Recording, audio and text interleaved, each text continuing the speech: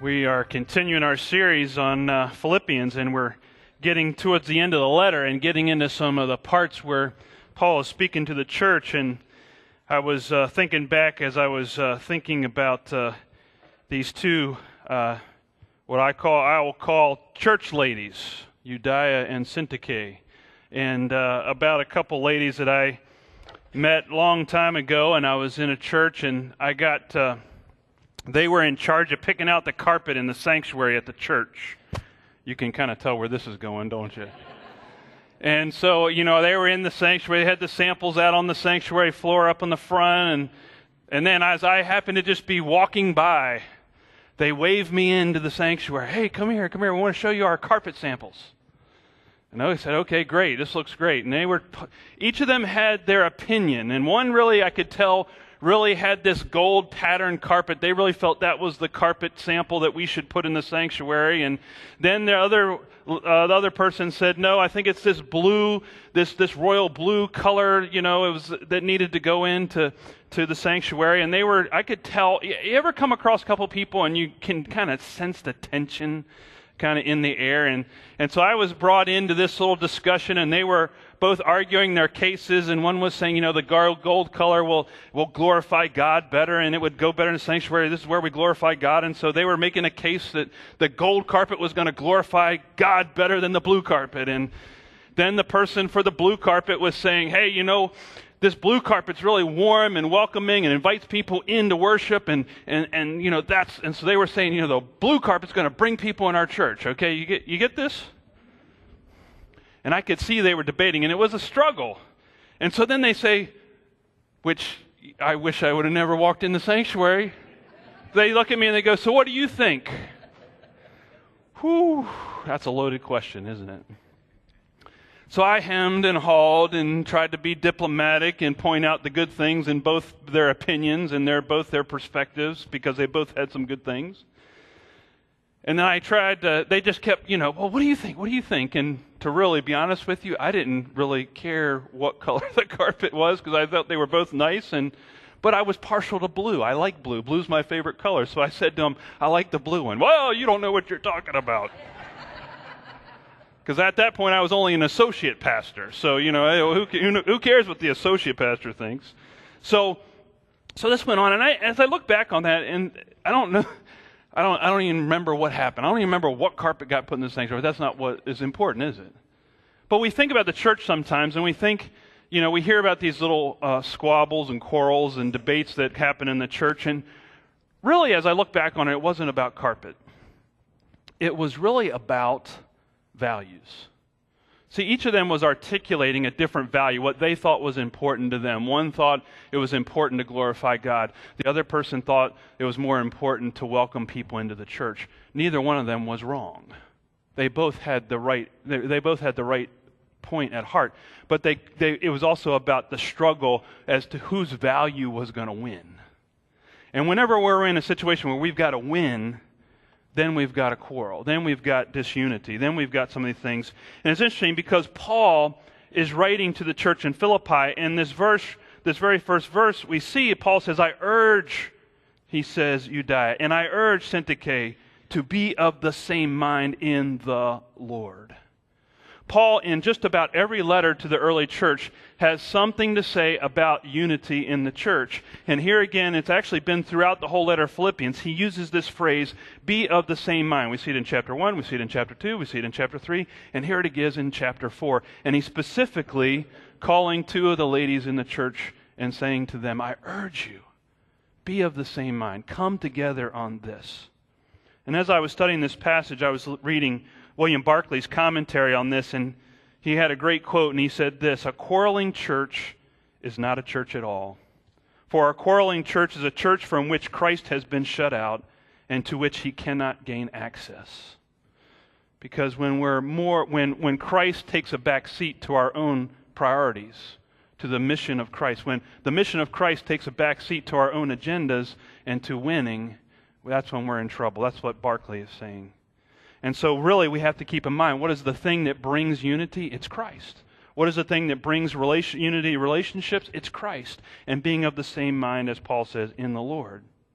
And as you first think about this, I looked at this passage and I thought, well, do the verses after that have anything to do with that? Or is this just a random thought that Paul's given the church? Well, I'll let you be the judge, but I think this all goes together. The next verse, in verse 4, Paul says, rejoice. I'll say it again. Rejoice. Rejoice in the Lord always. Rejoice. He repeats this. And here again is this word joy coming forth in the book of Philippians. One of the 14 times we see it in this letter. And so Paul is saying rejoice.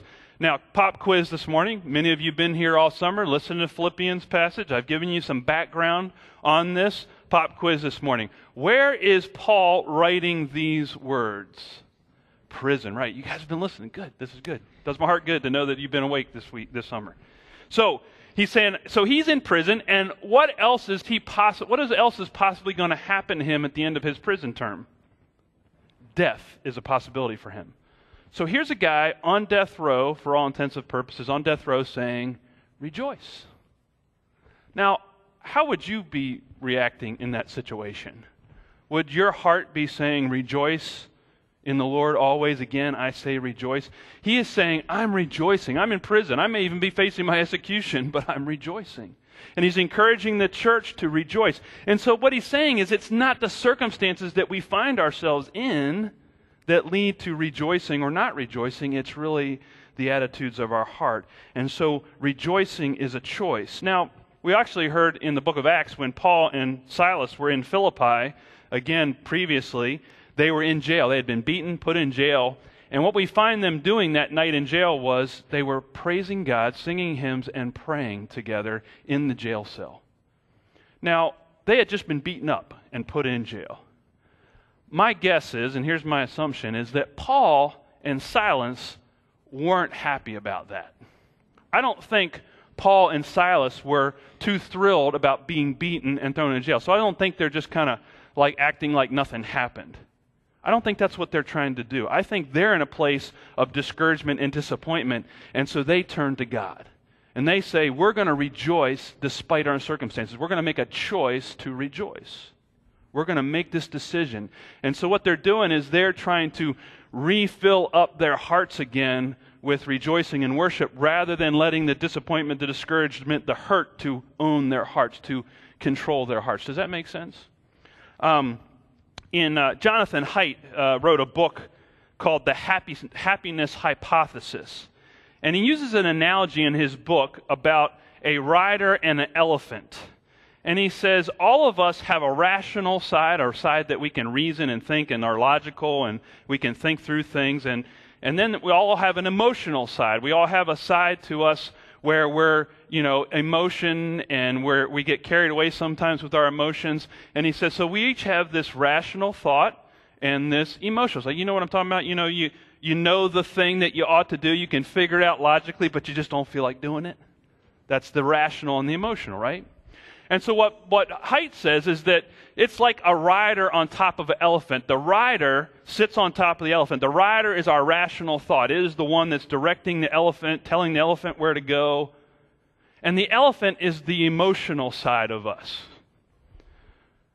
He says, but what happens every once in a while is, as good as the rider may be at trying to direct the elephant, if the elephant wants to go somewhere that the rider doesn't want to go, who wins?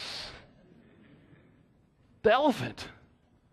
And that's what he's saying, is that our emotions, we get carried away sometimes. The elephant's going to run off into the jungle when it wants to run off in the jungle. The rider can try and steer that elephant, but they're no match. The mind is no match for the rational side is no match for the emotional side. And so when our emotions get in there, they take over. So what I think Paul was trying to do is he was trying to redirect the elephant. By rejoicing, by praising God, by worshiping, he was using in a sense, some of his worship to get his heart back on the path. Because I think he knew that after being beaten and thrown into prison, his heart was not in a good place. And he wanted to get his heart back to where he wanted it to be, where it needed to be. And so he did that through praise, through worship, through giving God thanks and to remember the things that he can rejoice in. So he chose to rejoice. And what he's saying to the Philippians is there are times when even if things are difficult, there's a choice to rejoice and to not allow the circumstances to dictate what is going on internally. He goes on and he pleads with them and he says, let your gentleness be known to everyone. Let your gentleness be known to everyone. What he's saying is that if somebody were to say something about us, would they say, oh, that's a gentle soul. That's a gentle person. Not in the sense that gentleness here is more in the sense of the idea of forbearance or leniency. So kindness in the sense that a person is kind and lenient, or someone forbears with someone else. And he's saying that to be gentle is to forbear, is to maybe even be in the right place, maybe to even be in the right, to maybe even have the accountability, but to not bring the full force of it, to, in a sense, not bring the hammer down when you can. Gentleness is strength. I've always heard of gentleness as a good definition of it, strength under control. So we've been watching the Olympics, and if you've seen some of the weightlifters, they lift, all this weight. And they have the strength, and if they bring all their strength to bear, they can lift these hundreds of pounds. Those same muscles that are used to, when fully used, to extend up and to lift those weights are the same muscles that are used to hug a friend. They're the same muscles that are used to pet the dog or the cat when they come home. So, but when they're doing those things, they're being gentle. They're using their strength. It's their strength under control. And that's what Paul is talking about. Gentleness is strength under control. It's not bringing all that you could bring. It's not bringing it all, using all the muscle, but using it in a controlled manner in a way that communicates kindness and gentleness.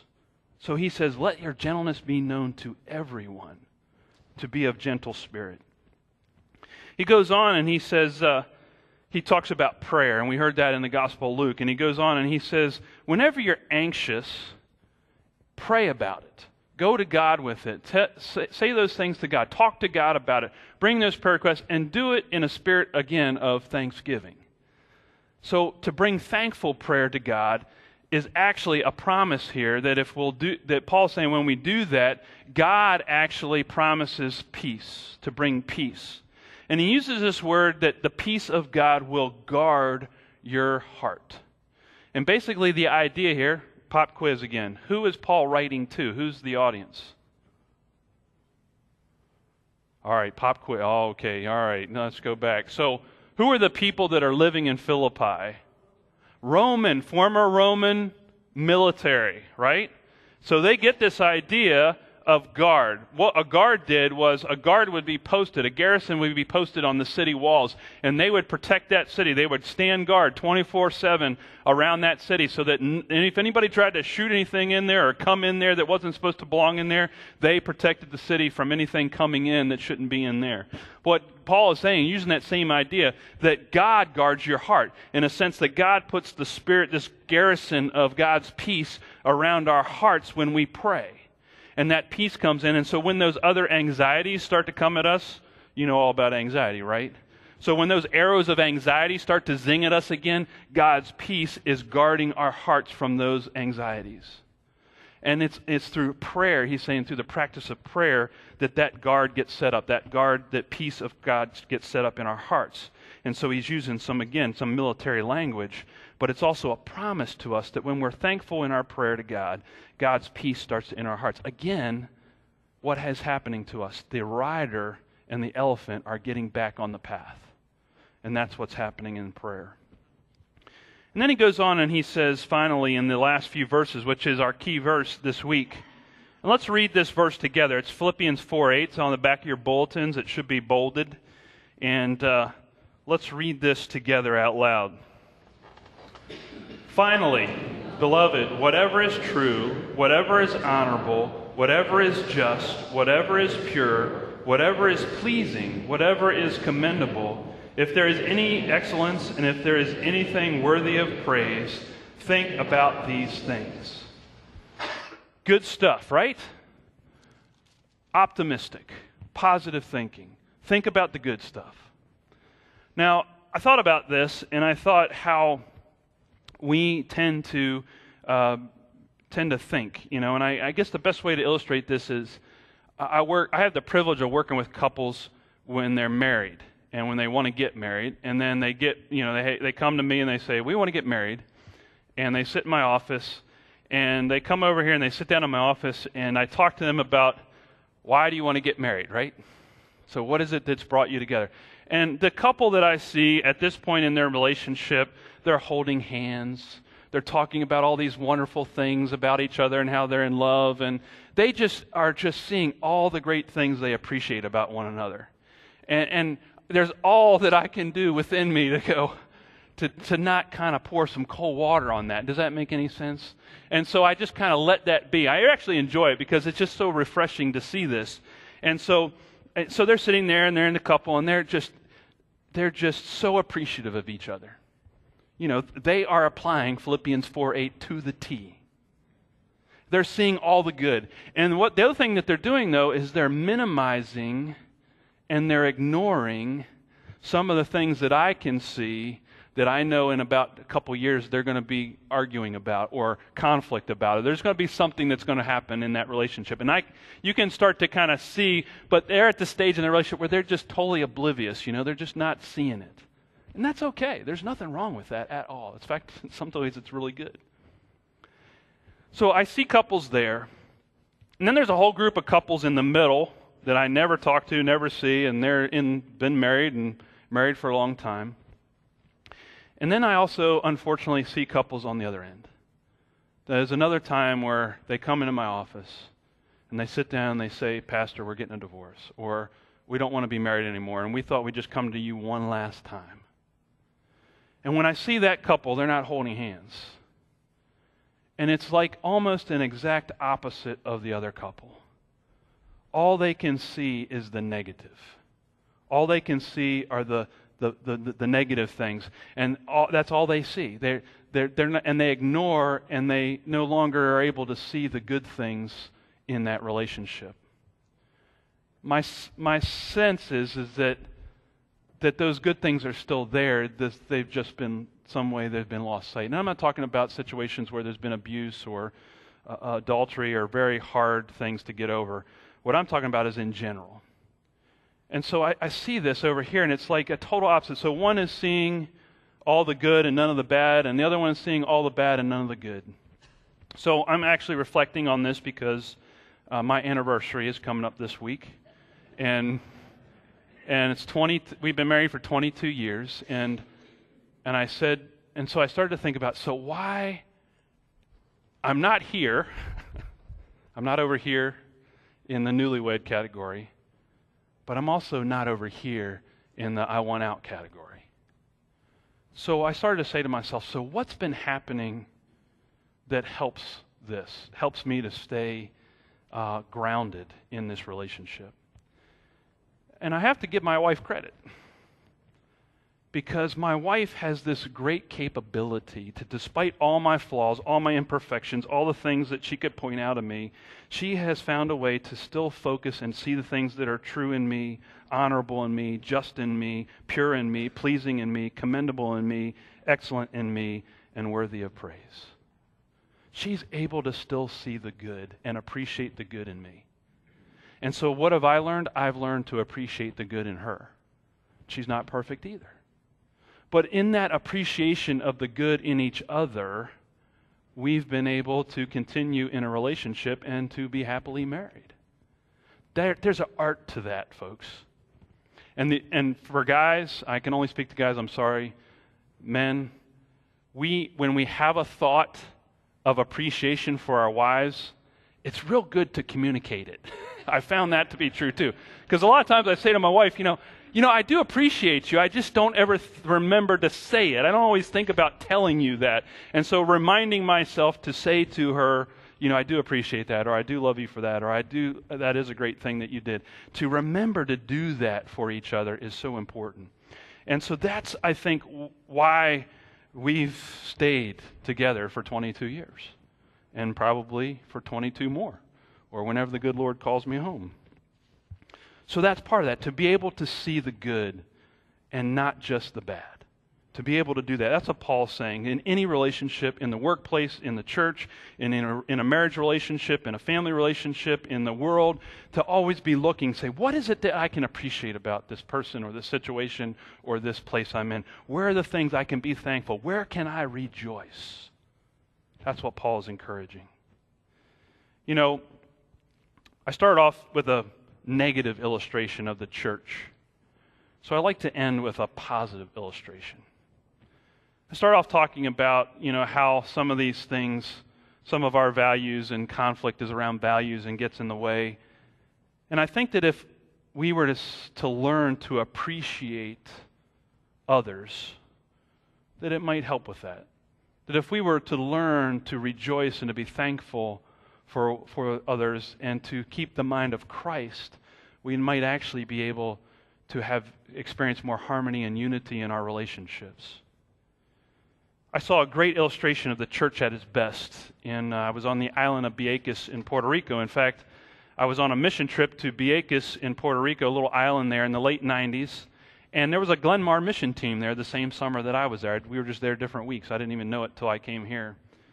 And there we went to church services, and I think I may have mentioned this before, but we went to church services. They had a revival services the week we were there, and they gathered in the church every night at 7 o'clock, and they went till midnight.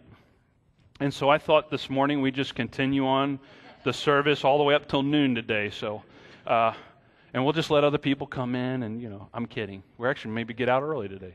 So there's this happening. So one night I'm there, and I sat next to the translator because this is all in Spanish, and we were sitting there, and they were great time. I would call it a very lively, enthusiastic church, a Pentecostal type of environment.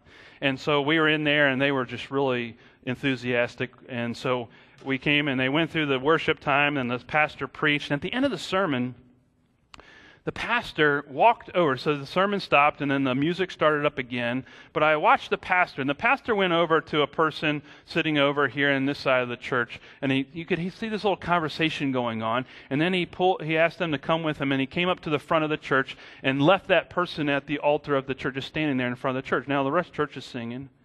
Then he walks over to the other side of the church, and he goes to another person. They have this little conversation. And then that other person comes with the pastor up to the front of the church. And so there's 3 of them standing in the front of the church, and they begin to huddle, and they have a conversation.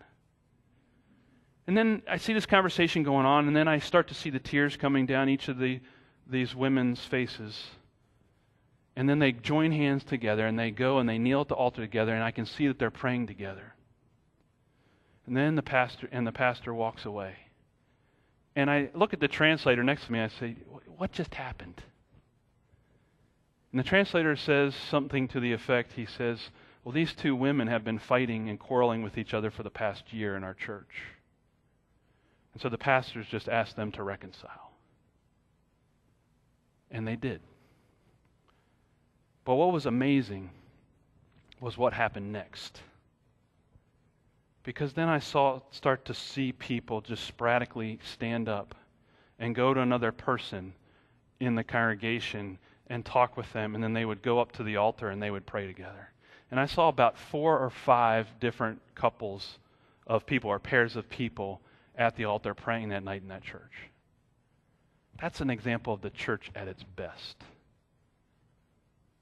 When there is a time when we'll be willing to go to one another and to see and to put aside the differences and to see the good in one another and pray together and really have the same mind, because it is Christ, the mind of Christ. It is our mission for Christ. It is our relationship to Christ which pulls us all together and becomes of a higher value than any of these other values. To choose to be gentle rather than vindictive. To choose to be prayerful rather than anxious, and choose to see the good rather than the bad. Amen.